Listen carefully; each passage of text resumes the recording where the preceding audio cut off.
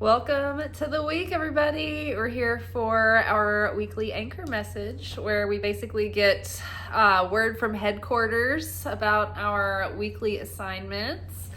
And so from the wild unknown archetypes, we have the creator, followed by the vessel, followed by the bardo,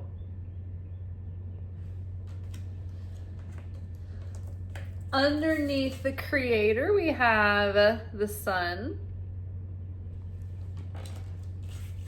underneath the vessel we have Two of Cups,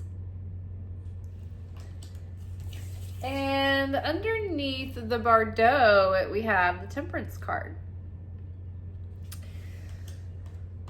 All right, I'm going to pause and let you guys listen to the audio from the blog post, and then we'll be right back. The assignment for the week is simple. We are sustained and fulfilled by the light of the Creator. When we, the vessel, refine our consciousness and correct our souls to be like the light, to bear affinity with the light, then our connection with the light grows stronger. When we short circuit in fear, lack, doubt, judgment, scarcity, we break affinity with the light and thereby sever our connection to Source. This Thursday marks the completion of the 3 negative weeks, the 9 days of Av, and Mercury's retrograde through Cancer.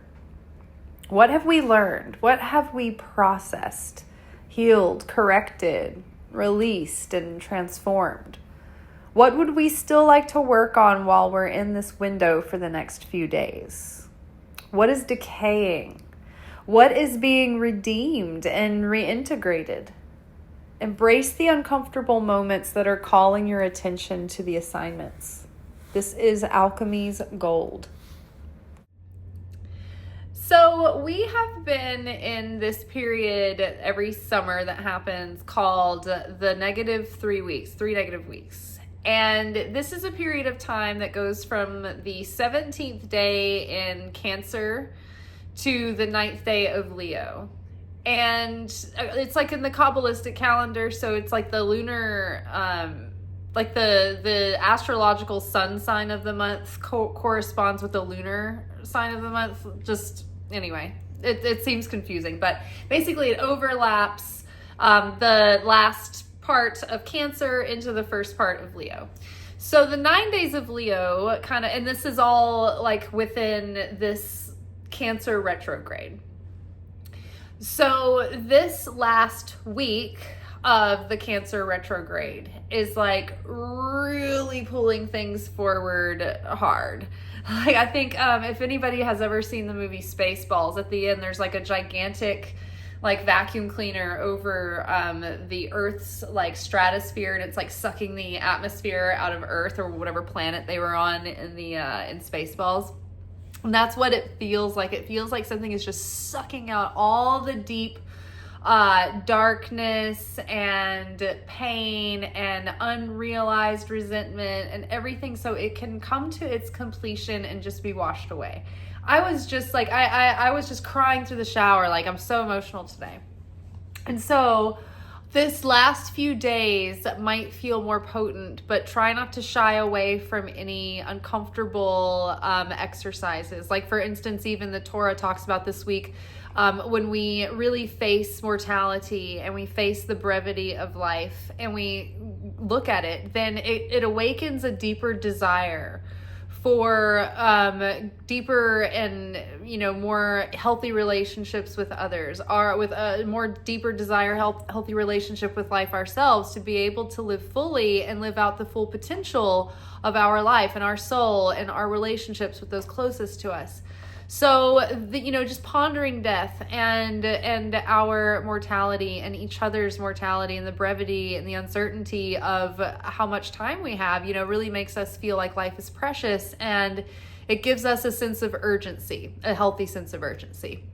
So it's like we always have to be able to carry a paradox as a truly spiritual person, because in a way we have to be able to work with a sense of urgency, do our work while it is still light, while we still have daylight.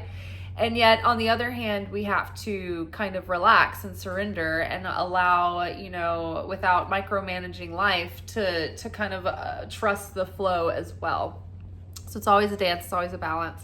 So I think that we're starting the week with an understanding, or a growing deeper understanding and awareness that the Creator is the source of all light. The Creator, the light, that's really the source of everything in our life, including the hard things, including the things that are bitter and we don't want to accept. Like, something about that aspect was written into our story because it was supposed to be the potential catalyst to awaken some part or some aspect of our soul. And so, we as the hero get to decide how that journey shapes us and molds our consciousness and molds our attitude and our energy, right? And our perspective and our outlook on life. And so I think that we are going through a process of healing and, letting go of a lot of the dark, shadowy aspects that were keeping us sort of like feeling life and seeing life through the lens of the residue of resentment. And so being able to let that go and come to a peace about certain things and acceptance with certain things and seeing it from a higher perspective and seeing it with a deeper embodied wisdom helps us to let go and helps us to appreciate the context that our suffering can have and the purpose that it can serve. Right. And we have a certain amount of pain that is unavoidable, but we can cling to the suffering and make it worse. So that is, part of how much grace can we experience in the situation? How much grace can we allow for?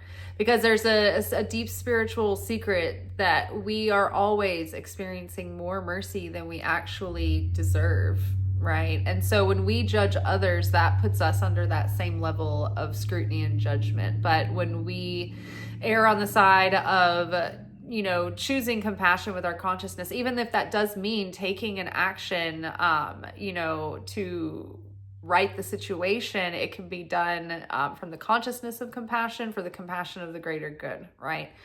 Without malice, without sourness, without bitterness, without vengeful motive, right? Because it is really, some things are just destined in our script, but what we do have more, or even it may be the only thing that we have true control over, and when we come to a level of self-mastery, this is kind of the only time when we can use free will and sovereignty, but is when it comes to our thoughts and our desires, our motives, our thoughts, our desires, what we feed within ourselves.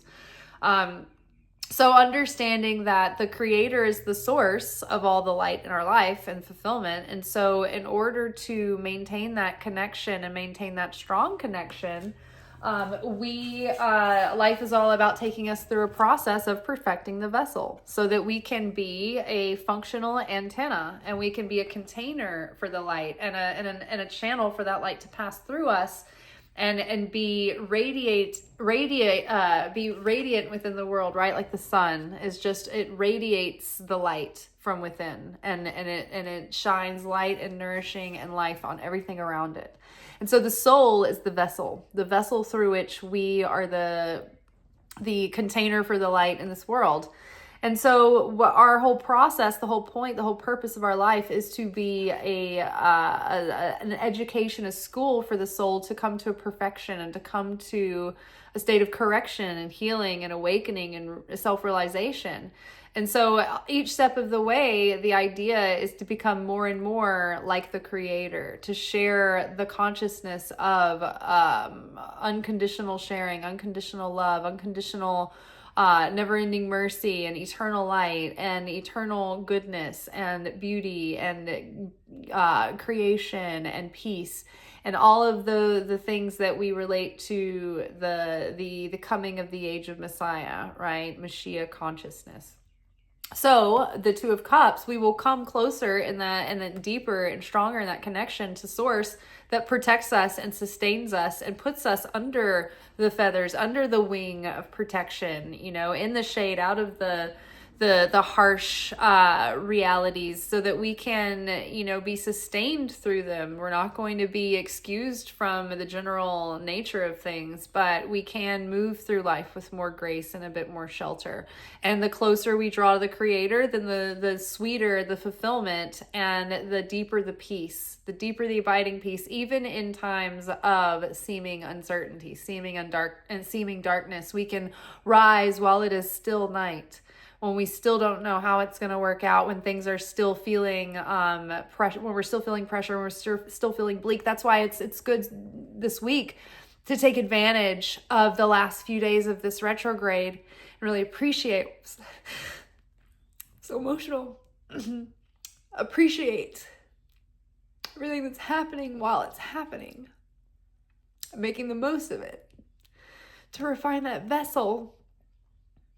And then we draw closer, and that relationship deepens. And then when the foundation is laid on the inside, everything else starts to come together on the outside. All the aspects that are going to come together in your plans, all the people that are going to play a part, relationships mended, new relationships, new possibilities.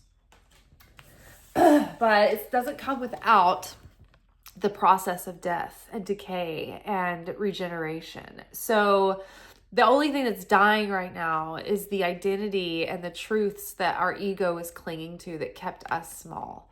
So the idea here in Temperance is to integrate all the things that are dying off and regenerating into something new. That's why I love mushrooms. They take all the decay, everything that's dying off, and they regenerate it into something that's new and nourishing.